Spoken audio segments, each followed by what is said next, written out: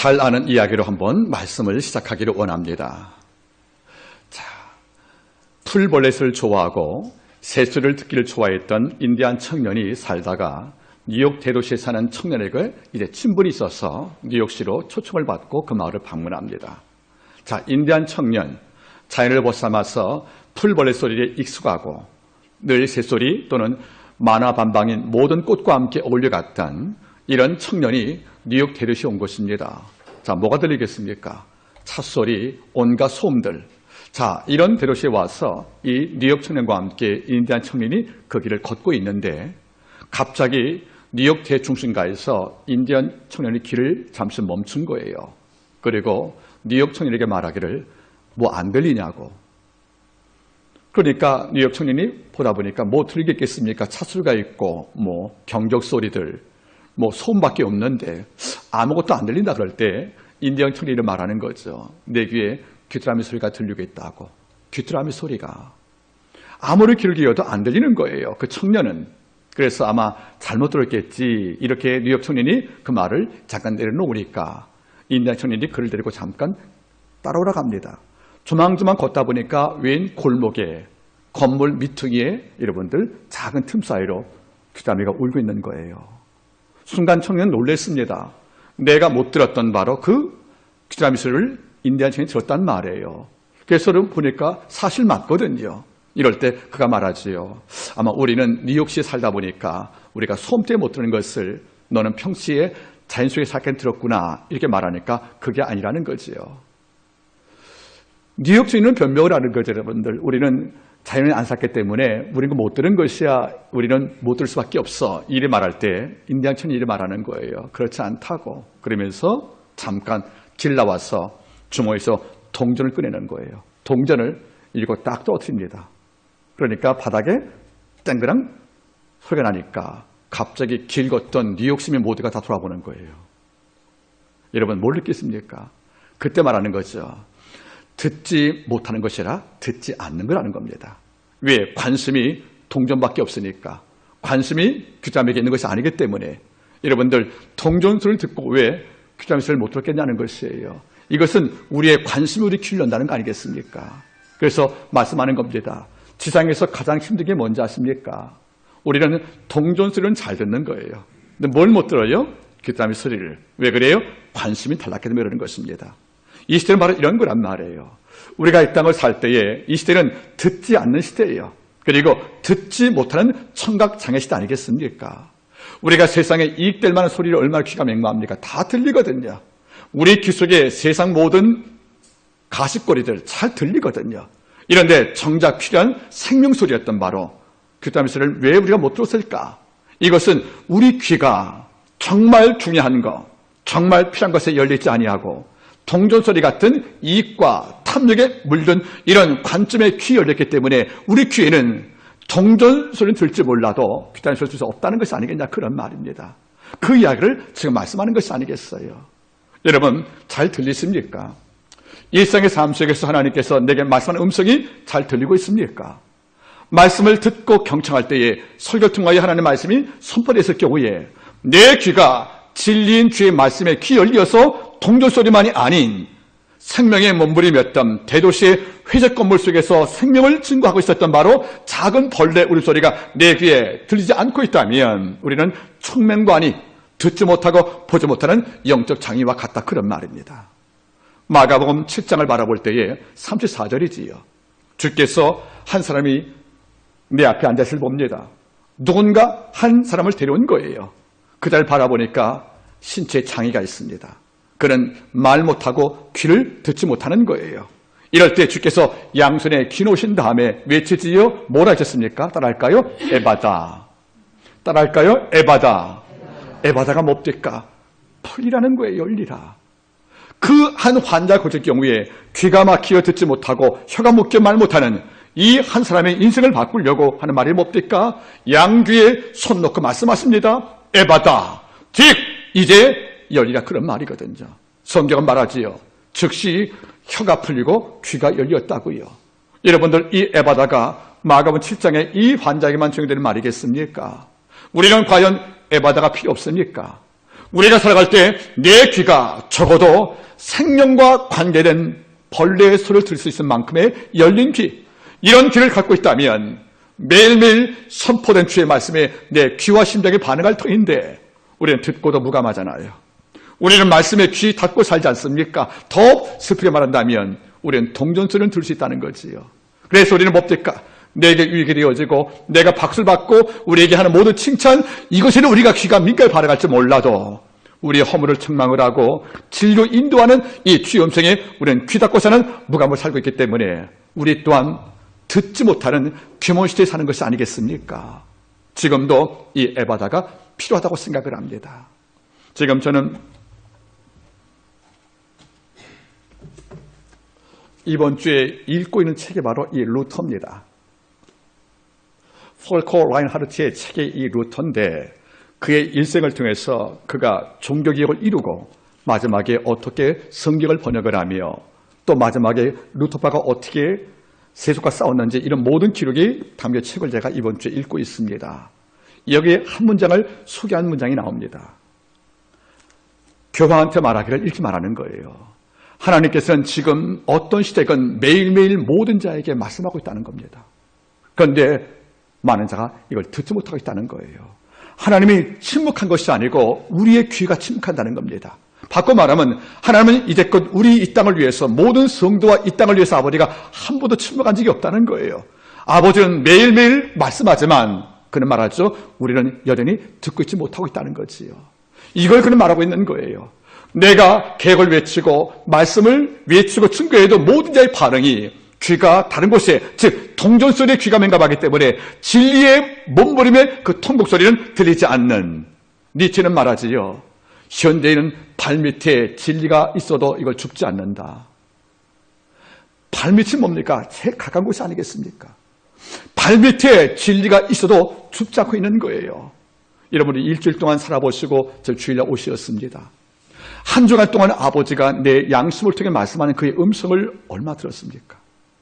그 음성을 전혀 못 듣고 왔다면 우리는 매일매일 말씀하는 아버지의 모든 초청을 우리가 거부한 것이 아니겠습니까? 나이스 말하지요. 여호와께서 밤마다 내 심장을 교훈하신다고요. 심장을 교훈한다는 말이 무슨 말이에요? 그러나 하루를 복귀할 때 너 이거 잘못되었다. 이거 바꾸지 않겠느냐? 너 이거 좀 과했다. 이건 좀 절제가 필요했었어. 이거는 내 보기에 기쁜 것이 아니야. 너 참 게으르구나. 너 참 무지하구나. 이런 모든 것을 낮에는 못 느꼈던 이런 주의 음성이 밤에 들리거든요. 우리 아버지가 양심과 성령을 통해서 매일 말씀하지만 우리는 이 음성을 경청하지 않는 거예요. 우리 이 음성 듣기에 싫다기 때문에 주는 말씀하죠. 너도 에바다가 필요하다는 것이 아니겠습니까? 오늘 이 시대는 듣지 않는 시대, 더 나아가 듣지 못하는 청맹관의 시대가 됐다는 걸 우리가 알고 오늘 말씀을 들어볼 때 참 많이 무겁다고 생각을 합니다. 자, 그런데 오늘 한 인물 엘리야가 등장합니다. 이 엘리야의 속에서 이 문장을 구성할 때 그는 아합에게 말하지요. 산 꼭대기에 올라갔던 이 아합은 바로 그 엘리야에게 이런 말을 듣습니다. 지금 당장 음식을 드신 다음에 마차를 타고 빨리 내려가시라고. 이제 큰 비가 올 것이라고. 여러분, 아직 비가 안 왔습니다. 이게 무슨 말인가? 배경을 볼 필요가 있다는 거죠. 18장 사건은 크게 두 사건이 있는 거예요. 하나는 갈멜산 정상에서 누가 제물에 불 내리는 것인가는 불을 내리는 신이 참심 입증하는 엘리야와, 즉 갈멜산에서 엘리야와 바알과 아세자 850명과의 영적 싸움이 있었습니다. 이것이 바로 1절부터 나온 사건 아니겠습니까? 설명하지요. 약속의 땅을 들어간 다음에 유목생활에서 농사를 지었던 이스라엘 백성들은 땅을 경작할 때 보니까 애굽을 나와서 광야에서 그냥 우리가 유목을 생활하고 우리가 움직였잖아요. 이런데 약속의 땅에 들어와서는 농사를 지을 수밖에 없다는 거죠. 이러니까 농사를 지은 경험이 없던 이 백성들은 농사법을 모르는 거예요. 이러니까 자연히 가나안 땅에서 농사를 짓는 원주민과 접촉을 했고 농사법을 배웠다는 거지요. 배울 때 농사에서 가장 필요한 게 뭡니까? 바로 물 아닙니까? 비. 그런데 가나안 땅에서 농사했던 이방 족속이 비가 오지 않을 때 도움을 구하는 신이 바로 바알이었던 거예요. 이 바알은 뭡니까? 우리가 고각에서 바알의 신상을 보면 양손에 한 손은 뭡니까 여러분들? 번개 있지 않습니까? 이걸 잡고 있는 거예요. 한 손에 여러분들 망치를 들고 있다는 거죠.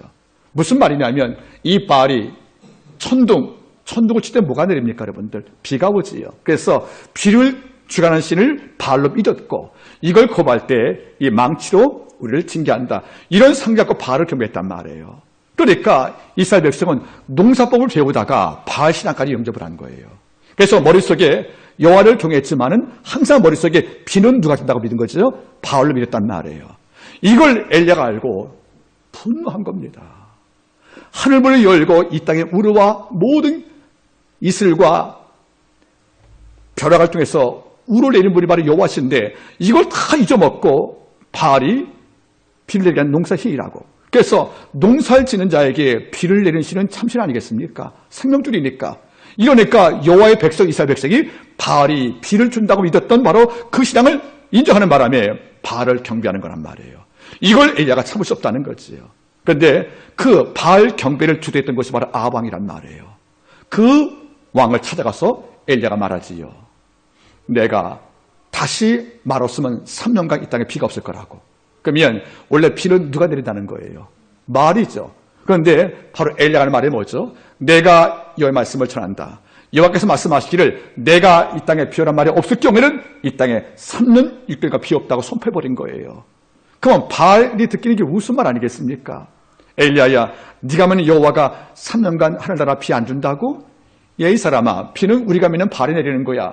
이렇게 또 버틴 거란 말이에요. 이러니까 엘리야는 끝끝내 귀 막고 안 되는 아합에게 하나의 제안합니다. 그러면 누가 참신인가 보겠냐? 너는 바알이 비 내리니까 참신이라고 생각하는 것이지. 그러면 나는 여호와가 비 내리시를 보고 있다. 창조주니까. 이거 한번 증명을 해볼까? 그래서 하는 말이 뭐죠? 감멜사로 올라오라는 거예요. 그래서 아합이 주도했던 바알과 아사 예언자 850명이 드디어 배경을 지치고 아합을 모시고 올라왔다는 거죠. 그런데 엘리야가 제안합니다. 단을 쌓아라. 그리고 주의 장작을 준비해라. 그리고 소 한 마리를 잡아서 단에 올려놓거라. 그래서 하는 말이 뭡니까? 그러면 비가 올 때 먼저 뭐가 칩니까? 천둥이 치지요. 이러니까 천둥을 누가 내리는가? 즉 다시 말하면 잼을 태운 적이 참 입증을 한번 해보자고 이른바 영적 싸움 벌인 거예요. 그래서 먼저 뭐 하는 것입니까? 바알과 아세인자 850명에게 네 바알에게 한번 기도 한번 해봐라 하고 시켰던 거예요. 그래서 아침부터 정오 지나서 저녁 소리 때까지 바알 예언자가 바알에게 기도하고 제발 재물에 불리라고 천둥을 치라고 그리 외쳤지만 반응이 없는 거예요. 이걸 지켜본 엘리야가 하는 말이 뭐죠? 너희 신 바알이 주무시러 나갔나 보다 하고 조롱까지 합니다. 결국 이게 안 되니까 바알 예언자가 청검으로 몸에 상처를 내는 거예요. 즉 이렇게 절박하다고 그래서 바알을 설득하려고 몸에 피를 보게 한 거 아니겠습니까? 몸에 피가 흘러가는 거예요. 이러고도 여러분들 불이 안 내리거든요. 결국 다 지쳐 주저앉고 하루 종일 못 먹고 있던 그 백성을 놓고 나서 엘리야가 말합니다. 이제 내 차례가 왔느냐고. 올라가서 한 말이 뭐죠? 물 4통을 준비해서 3번 갖다 부으라는 거예요. 비도 안 내리는데.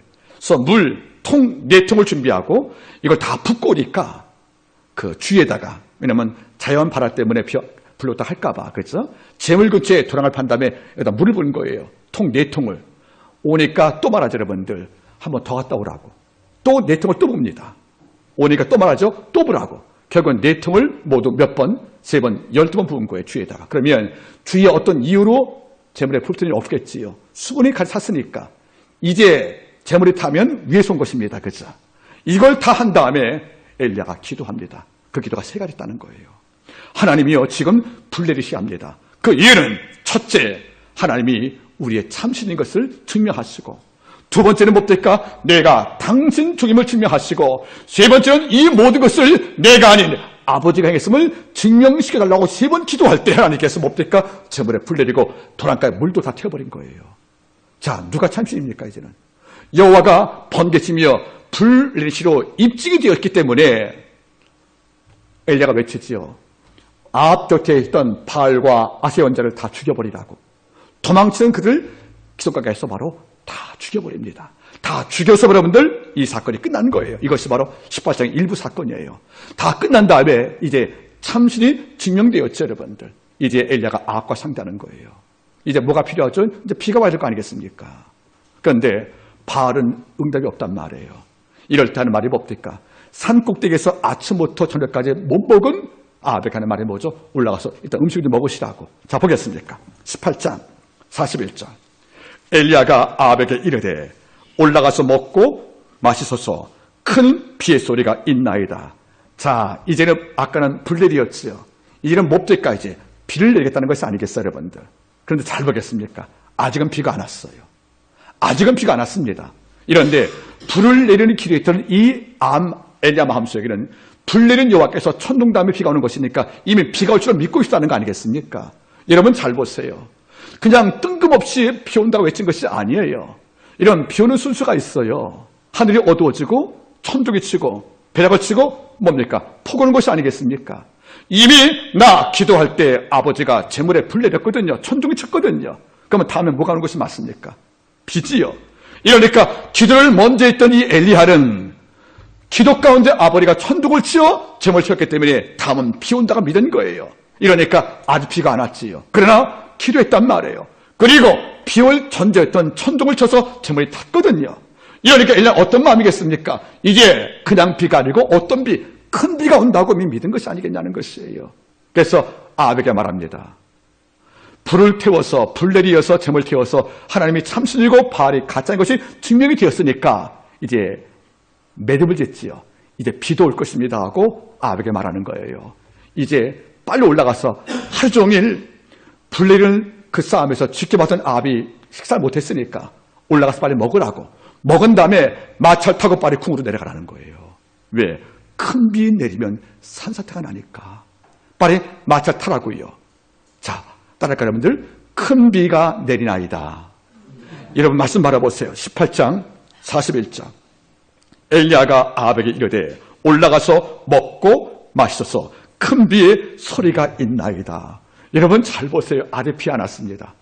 이런데 먼저 기도하고 주의 능력을 믿어서 벼락을 쳐서 불 내리어 재물 태웠던 이 능력을 경험했던 이 엘리야는 아직도 비가 내린 것은 아니겠지만은 벌써 빗소리를 듣고 있다는 거지요.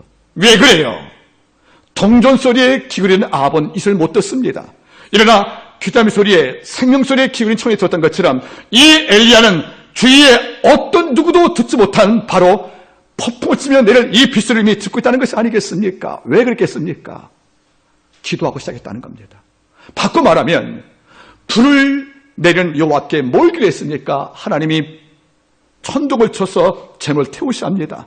불을 내리셔야 합니다. 그 예언은 그래야 하나님이 참신인 것이 입증이 됩니다.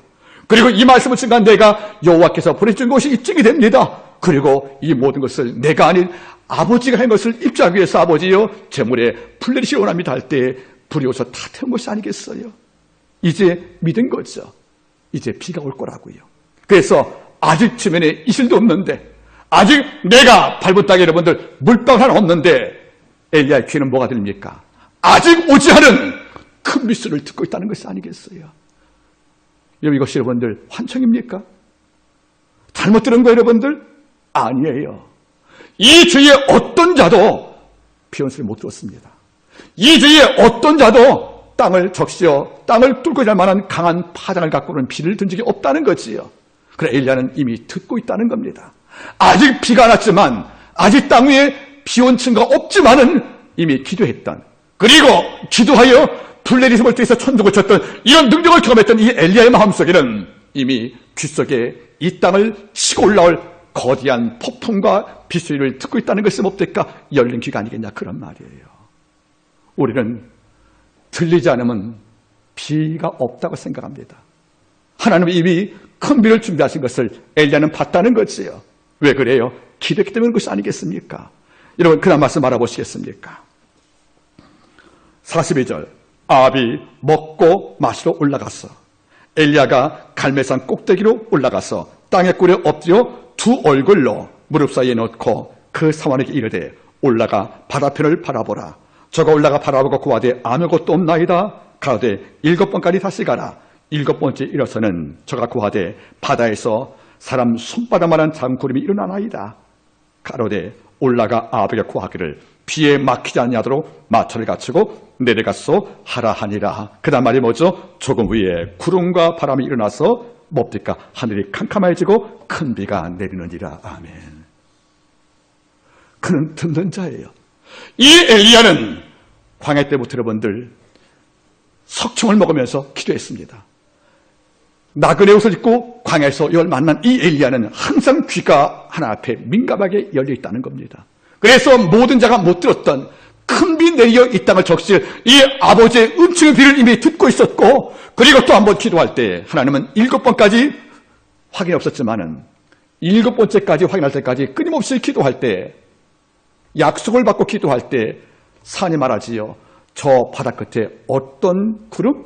사람의 몸만한 구름, 손바닥만한 구름이에요. 여러분 잘 보시겠습니까? 저도 손이 큰 편인데 손바닥만한 구름이 이 속에서 여러분들 무슨 습기가 있겠습니까? 이 속에서 여러분들 대절 닥시울 물의 비의 양을 포함할 수 있겠습니까? 여러분 아니잖아요. 거대한 성운도 아니고 거대한 구름도 아니고 손바닥만한 구름이라는 것은 뭐예요? 요만한 구름 사이에서 여러분들 물기와 습기가 얼마나 있길래 땅에게 큰 비가 내리겠습니까? 말이 안 되거든요. 그러나 귀 열린 자는 보는 거예요. 손바닥만한 구름 안에 아버지가 이걸 확장시켜 우리가 지금은 손바닥만한 구름 같지만 이건 시작이라는 겁니다. 이걸 주께서 키우시고 번창하시어 하나님이 이 땅을 다 적실 거대한 큰 비로 내릴 이런 출발점에 일하심의 첫 증거를 봤을 때에 결코 의심 없이 기도한 것이 아니겠냐는 거예요. 우리가 기도할 때 처음부터 큰 비 아니라는 겁니다. 하나님이 똑똑 두드리는 거예요. 처음에는 뭡니까? 작은 손바닥 구름이에요. 그러나 잊지 마세요. 작은 손바닥만 구름이 왔을 경우에 애기하지 마십시오, 여러분들. 애게 저걸로 땅에 비가 온다고 이러지 말란 말입니다. 그것은 시작일 따름이라는 거예요. 우리가 기도할 때 하나님께서 손바닥만한 작은 구름을 보일 때에는 이미 아버지가 일을 시작했다는 겁니다. 그 시작한 일을 아버지가 큰 비로 만들지 않겠습니까? 이걸 믿는 것이 뭡니까? 바로 열륜기를 수여한 성대 믿음 아니겠냐는 것이에요. 여기서는 두 가지 교훈을 얻기를 바랍니다. 적어도 6번째까지 기도할 때에는 어떤 증거도 없었다는 겁니다. 절망할 이유가 충분히 있었다는 거지요. 그러나 7번째 또 사안을 보냅니다. 저는 느껴요. 첫 번째 갔다 오니까 아무것도 없어요. 이 연자님 없습니다. 또 가라. 예. 또 보니까 아무것도 없어요. 비올 징조가 기미가 안 보이는 거예요. 세 번째 왔습니다. 이것이 모두 몇 번째까지? 6번째까지. 그러면 이 사원도 답답한 거예요. 마치 엘리야가 뭔가 맹종에 빠진, 자기 착각에 빠진, 환청을 듣고 비온다가는 이른바, 죄송합니다, 이런 표현 써서 정신병자 아닌가 이러지 않겠습니까? 이러면 비 오려면 여러분들 증명이 필요한 거 아니겠어요? 이런데 큰 비 온다고 외친 다음에 비가 안 오니까 이것을 기도하면서 확인을 명령할 때 6번까지 아무런 징조가 안 보이는 거예요. 이런데 하는 말이 뭐죠? 7번째 또 가보라는 거지요. 저는 그래요. 7번째 가라는 엘리야나 이걸 듣고 간 이 사환이나 다 가던 분들이 있어요. 가보니까 방금 전까지 안 보였던 저 끄트머리에 검은색을 뗀 구름이 손바닥에 떠 있는 거예요. 이걸 그대로 보고합니다. 엘리야가 보고받은 것은 손바닥만한 작은 구름이에요. 이 손바닥 구름 갖고는 비 못 만듭니다. 이 손바닥 구름 갖고는 이 땅에 3년 6개월 감을 취할 수 있는 비의 양이 없다는 거지요. 이런데 엘리야가 말합니다. 아합에게 가서 빨리 가라고, 큰 비가 온다고 길 막힌다고. 손바닥만한 구름에서 폭우를 보는 것이 성도의 눈과 귀라는 겁니다. 아버지가 내 삶 속에 일할 때 작은 증거가 보인다 할지라도 이건 작은 증거가 아니고 지금 아버지가 큰일 이루기 하는 아버지의 첫 발자국을 앓을 때 우리 마음에 담잠이 있다는 거예요. 그들을 보고 있습니다. 아합이 놀라서 여러분들 막상 내려갔죠. 그때 바로 그 순간부터 하늘이 검어지고 번개와 천둥이 치면서 그 땅에 비가 왔다고 성경은 말씀하는 거예요. 따라하겠습니까? 엘리야는 잘못 들은 게 아니었다. 따라하세요. 엘리야는 그만 들은 것이다. 여러분들 엘리야만 들은 거란 말이에요. 우리는 가끔 말하지요. 하나님께서 우리가 기도할 때 일하는 방법은 소리가 안 나요. 하지만 뭡니까? 기도하는 저에게는 그 소리가 들린단 말이에요. 지금까지 땅에 비 오는 소리가 안 들렸단 말이지요. 그리고 얼마 후에 오랜 증명을 통해서 보인 것은 작은 구름밖에 없었다는 것이에요. 이 속에서 뭘 봤습니까? 바로 엘리야는 큰 비의 폭우를 봤다는 겁니다. 여러분 잊지 말기 바랍니다. 지금 뭘 놓고 기도하십니까? 아직까지 6번 기도해도 손바닥만 구름이 안 보입니까? 더 기도하란 말이에요. 우리가 기도를 멈추지 않게 하는 하나님은 계속 일하는 것입니다. 다만 그 일하는 방법이 우리가 인식을 못할 따름이라는 거 아니겠습니까? 어느 순간에 손바닥만한 작은 증거 보였습니까? 그때는 노래하시고 찬양하십시오. 이제 여러분들 비를 막을, 땅에서 비를 맞이할 고랑을 파는 준비를 할 필요가 있는 것이 아니겠냐, 그런 말이에요. 여러분, 제가 설교 소재에 말씀을 드렸지요. 이 시대는 매일 주가 말씀해도 듣지 못한 시대라고요. 귀가 열린 백성은 남들 못 들었던 아버지라는 발끈 소리가 들리는 것이 아니겠습니까? 성경 바라보지요. 여러분, 우리가 성경에서 어떤 인물을 봅니까, 여러분들? 먼저 탕자를 보겠습니까? 요한복음 15장의 탕자. 여러분, 탕자 알죠? 둘째 아들. 아버지의 생전에 뭘 요구한 거예요? 상속을 요구한 거예요.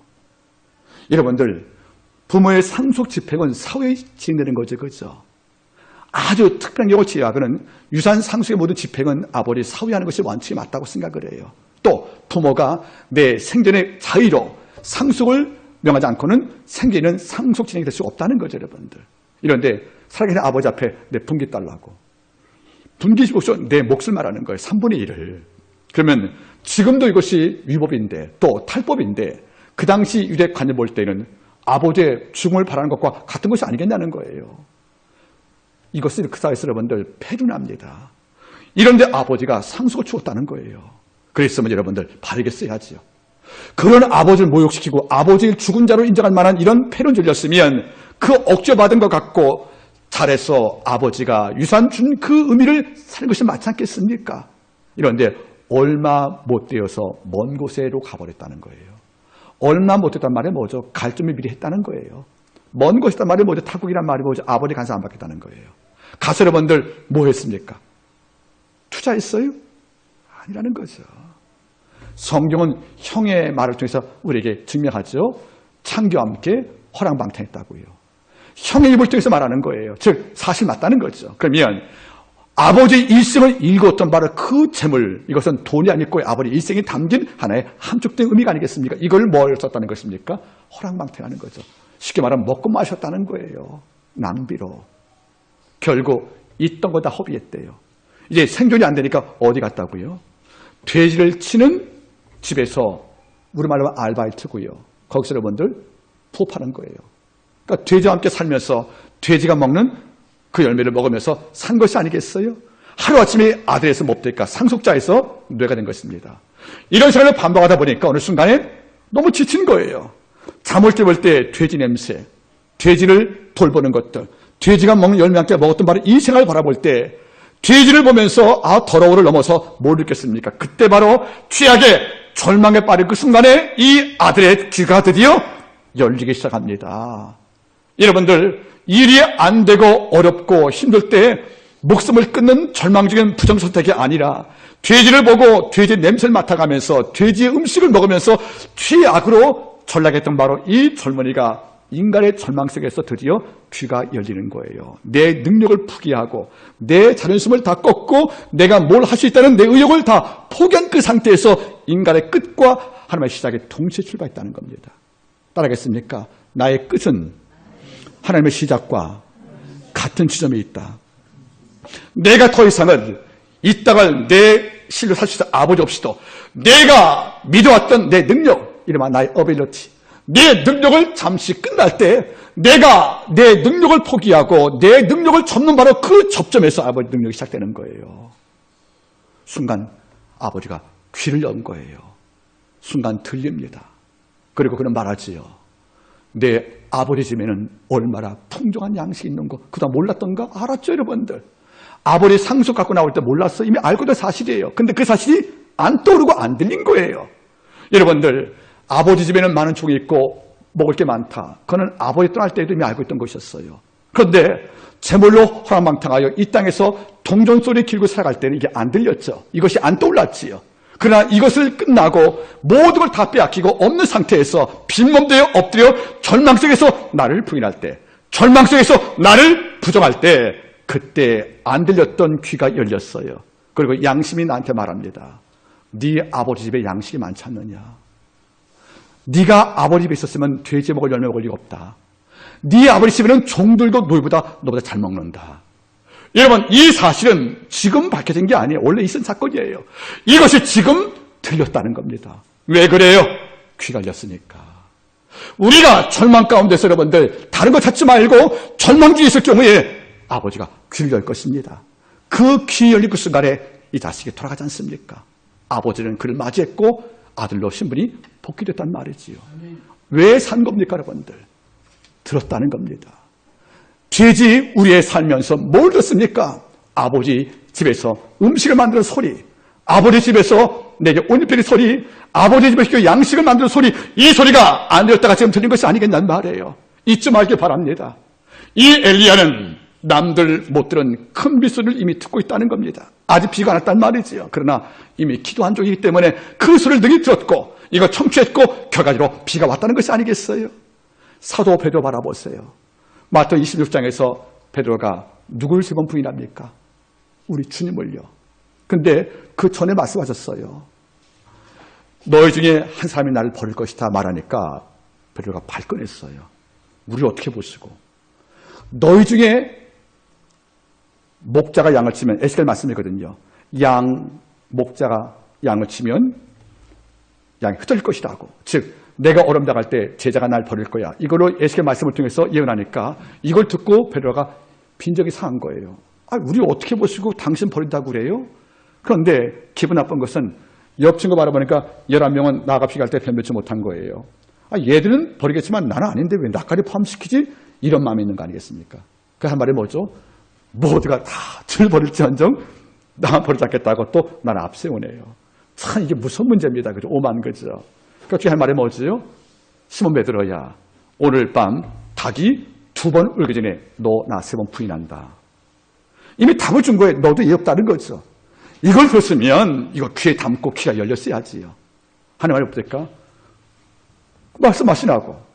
나는 주와 함께 오게 갈 준비도 죽을 준비 되었다고 그 충고를 안 듣는 거예요. 귀가 막겠다는 것이 아니겠습니까? 이러고 나서 여러분들 주가 그나마 잡혀가신 거예요. 결국 가이바 법정에서 예수가 재판을 받을 경우에 이걸 구경했던 바로 베드로가 불 쬐고 있다가 한 비자가 물어보지요. 이 말에 갈릴리 호수 그 출신 사투리가 있거든요. 그 경험이 되는 거예요. 이거 딱 들어보니까 너 어투가 갈릴리네. 너 혹시 예수지 아니야? 맞소. 나 본 것 같아. 이 순간에 베드로가 하는 말이 뭐죠? 부인하고 맹세하고 저주해가면서 예수를 부인했단 말이에요. 여러분들. 이 순간 뭐가 울어요? 닭이 울었다는 걸 2번. 닭이 울 때 뭘 느꼈습니까? 비로소 귀가 열린 거예요. 네가 나 3번 부인한다고. 이걸 듣고도 끝내 이걸 거부하고 오만했던 바로 내 마음이 그때 물어진 것이 아니겠어요? 여러분, 닭을 듣고도 베드로 회개할 수 있습니다. 이런데 그 순간에 마음이 약해지고 마음이 깨지니까 닭이 올 때 뭐가 떠올라요? 그 순간 피 열려서 닭의 울음만 들은 것이 아니고 닭의 울음 속에 담겨진 예수께서 너 나 3번 부인한다. 이 말을 듣기 때문에 밖을 나가서 심히 운 것이 아니겠습니까? 그때 귀 열려서 울었기 때문에 요한복음 21장에서 사도 베드로가 또 제자를 맞는 2번째 사명을 받는 것이 아니겠냐는 거예요. 여러분 잊지 마세요. 지금도 주는 매일 말씀하는 거예요. 그게 닭의 울음소리든 어떤 방법이가 말씀하지만 우리가 귀 열지 못하면 듣지 못하는 것이 아니겠습니까? 여러분 주일날 예배를 드리고 집에 가서 내게 말씀하는 그 음성이 한마디도 안 남았다면 여러분들은 뭡니까? 아주 귀 못 여신 겁니다. 이것보다 더한 게 없다는 거예요. 어른 말씀 안 했습니까? 길을 가다 넘어지면 그냥 이러지 말고 돌이라도 죽고 일어나라고. 여러분들 우리가 아버지 집 앞에 나와서 아직까지 동전 소리에 귀는 민감한데 예수의 말씀이 진리에 귀가 무감해서 민감돼서 우리가 둔감해서 하나님의 말씀은 매일매일 말씀하는데 이걸 담지 못하여 닭이 울고 닭나이가 길을 피해도 못 기다리는 발람처럼 닭이 울어도 아버지 앞에서 회개 못한 만약에 배려했다고 치면 아버지가 말씀할 때 목만 쉬지 않겠습니까? 여러분 큰 빗소리가 들리십니까? 그게 들려야 합니다. 주가 약속을 주었으면 우리가 기록권자 아버지가 증명을 주었으면 번개를 통해서 불만 태우는 게 아니에요. 죄만 태우는 것이 아니라 아버지가 큰 비를 내리고 있다는 것이 아니겠어요. 이걸 듣고 나서 아벨에게 빨리 내려가라고 부탁한 것이 뭡니까? 하나님의 명령을 믿는 자의 열린 자의 귀가 아니겠냐는 거예요. 그런데 뭐예요? 2번째라는 것은 6번 기도할 때까지 증명되지 않았다는 거예요. 그런 계속 5번째까지는 거짓말밖에 안 된 거지요. 그러나 약속을 믿었기 때문에 그는 6번째 말합니다. 5번 갔다 오라고요. 그때 뭐가 보고 있다고요? 사람의 손바닥만한 작은 구름. 여기에서 아버지가 홍해를 가를 능력을 받고요. 작은 손바닥에서 아버지가 폭우로 3년 6개월에 죽은 땅을 살릴 만한 아버지의 정성을 받다는 거 아니겠습니까? 가끔 저는 이걸 느껴봐요. 작가 한수의 글 가운데 이런 말이 있어요. 모든 그리스도인들이여 자기를 존중해라. 하나님이 너를 만들기 위해서 얼마나 공을 들였는지 아느냐. 따라할까요, 여러분들? 하나님께서 나를 만들기 위해서 무한한 공을 들이셨다. 우리가 기도할 때 많은 공 들인 거잖아요. 그 공을 아버지가 다 받으시거든요, 여러분들. 지금도 작은 손바닥 구름이라고 에게 저 작은 구름이 어떻게 3년간 죽을 땅을 살려 이러지 말라는 거죠. 그런 상식에 우리가 실패하는 겁니다. 기독교는 따라할까요? 기독교는 상식을 무시하지 않지만 상식을 넘어선다. 상식으로 홍해 못 건너가는 거예요. 백성은 바로 왕에서 죽을 수밖에 없단 말이죠. 그러나 출애굽의 약속을 받은 모세는 달랐어요. 바로에게 죽을 거라면 아버지에게 애굽 땅에서 나고 다닐 거란 말이죠. 그래서 뭡니까? 홍해가 앞에 있지만은 그는 밤새 기도할 때 야훼가 밤새 동포를 모았다는 것이 아니겠어요? 처음 동포를 먹을 때 몇 개 왔을까? 실바람이에요, 실바람. 이게 모이니 새벽을 내서 뭐 합니까? 홍해를 가는 강풍된 것이 아니겠냐는 거예요. 여러분 지금 뭐가 보이십니까, 여러분들? 큰 비가 내린다고 약속을 받았습니까? 그러면 계속 기도 묻지 말라는 거예요. 그런데 오래 기도해도 여러분들 증명된 것이 작은 숟바람만 구름이겠습니까? 이걸로는 땅을 살릴 만한 비가 안 된다고 생각하여 낙심하겠습니까? 그러지 말라는 것이에요. 우리 아버지가 약속을 받고 기도하고 5번까지 응답이 없어 어렵다 할 때에도 우리 주께서 말씀하는 거지요. 큰 비 내리니까 빨리 마차다고 내려가라고요. 그게 뭡니까? 믿는 자의 약속을 받는 태도가 아니겠냐는 거예요. 여러분, 큰 비가 내리나이다. 큰 비가 오는 소리가 내게 들린다는 말은 단순한 환청과 착각이 아니라는 거지요. 약속을 받고 기도하는 종들, 그리고 끝까지 기도하는 종들, 5번까지 응답이 없어도 끝까지 기도하는 종에게는 그 소리가 들리고 있다는 것이 아니겠습니까? 전 지금도 그렇습니다, 여러분들. 우리 주님께서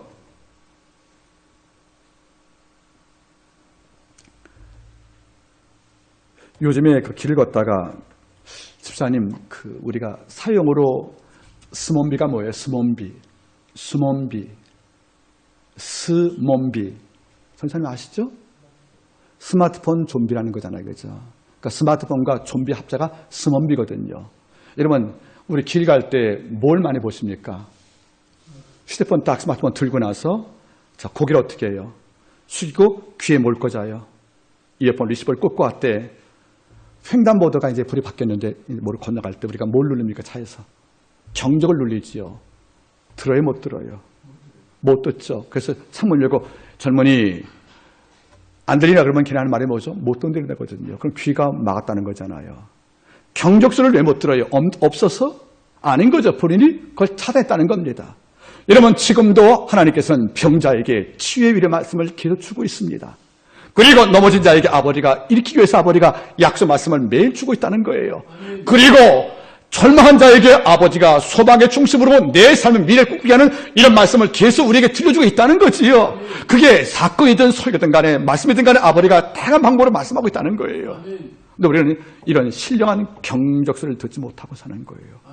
그래서 여러분들 설교뒤에서 수많은 약속을 주어도 우리는 큰 비의 약속을 주어도 우리는 듣지 못하고 있는 것이 아니겠습니까?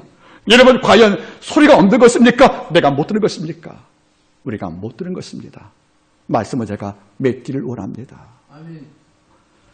기도하고 일을 시작을 하면 하나님이 일하십니다. 그 일이 때로 더뎌올 때가 있겠지요. 왜? 5번째까지 구름이 안 떠올라 비올침이 안 보였으니까. 그러나 6번째까지 약속을 받고 기도한 종은 작은 손바닥 구름에서 이 땅을 살릴 거대한 폭풍과 거대한 폭우로 맞다는 겁니다. 작은 손바닥 구름에서 큰 비의 소리를 들을 수 있는 것이 바로 아무나 듣는 것이 아니라는 거지요. 진리에 늘 민감히 귀를 기울인 자에게만 들리는 특권이 아니겠냐는 거예요. 여러분, 오늘 말씀을 통해서 여러분께 말씀하는 성령 음성을 내가 듣었다면 여러분이 큰 빛을 들은 연기가 있다는 겁니다. 오늘 말씀을 듣고도 내 속에서 어떤 소리를 못 듣다고 치면 죄송합니다. 경적을 울려도 못 듣는 스몬비와 다를 것이 없다는 거지요. 잊지 마세요. 하나님은 지금도 매일 말씀하십니다. 그리고 어려움 당할 때 큰 빛소리를 들려주십니다. 이걸 듣고도 우리가 지금 못 듣다고 말한다면 하나님의 호의와 모든 사랑을 우리가 거부하는 무리가 아니겠습니까? 꼭 부탁입니다. 하나님께 귀를 기울여보세요. 기도하시면서 말씀을 들으시면서 아버지 앞에 에바다가서 귀를 기울여보세요.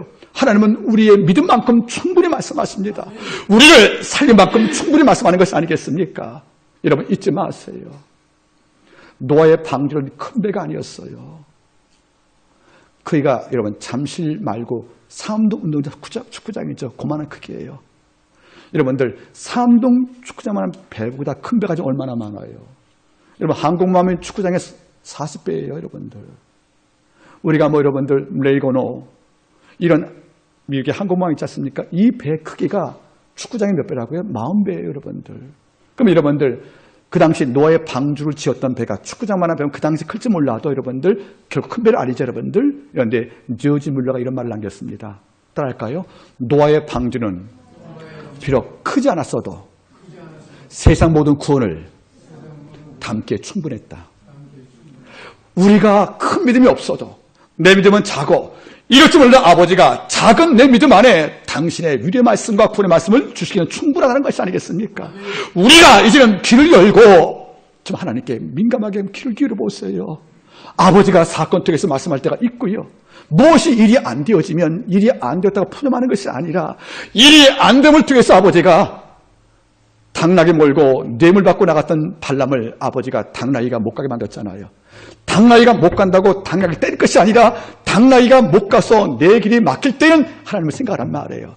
일이 안 되면 안 될 때 사건 보지 마시고 귀를 키우란 말이에요. 이 사건 속에서 아버지가 뭘 말씀하는지. 일이 잘 될 때에도 한번 귀 기울여보세요. 아버지가 나에게 무슨 복을 동원하시고 있는지. 아버지 앞에 이제는 귀 키울 때가 왔다는 거예요. 다 소위 많기 때문에 못 듣는다고요. 동전소리는 다 듣다는 거예요. 뉴욕 시민들도. 그러나 귀담 소리를 못 듣다는 거지요. 우리가 이런 데 빠지지 않기를 바랍니다. 말씀을 이제 결론 한번 지켜보죠. 여러분들. 하나님은 그자의 형편에 따라서 말씀을 다 해주세요. 사건, 말씀, 묵상, 설교. 다양한 방법으로 아버지가 내게 말씀하는 거예요. 이 속에서 그의 음성을 듣는 자가 사는 겁니다. 여러분 지금도 아버지가 큰 비 내릴 소리를 듣는 엘리야를 찾고 있습니다. 그 자리에 여러분이 있기를 바라겠습니다. 기도하시겠습니다.